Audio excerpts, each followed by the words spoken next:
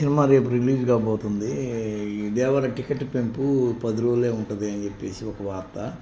ఓ పక్క చూస్తుంటేమో sensor review బట్టి దీని లోపల ఏం లేదు, అంతా పైపైన తేలిపోయిన బొమ్మ అనే కోణంలో కొందరు మాట్లాడడం వినిపిస్తుంది. ఇంకో పక్క చూస్తే ఇది నిజమా కాదా అని నమ్మడానికి ప్రయత్నం చేయాల్సి వస్తుంటే ఏమో ఆయన గత చిత్రం 'ఆచార్య' అనేది అట్టర్ ఫ్లాపు. దీంతో ఆయన టైం బాగలేదు. పక్క మొన్న కూడా ఈ నోవాటర్లో జరగాల్సిన ప్రీ రిలీజ్ ఫంక్షన్ జరగలా. దీని మీద అసలు దేవర యొక్క బతుకేంద్ర దేవర అన్న కోణంలో ఉంది.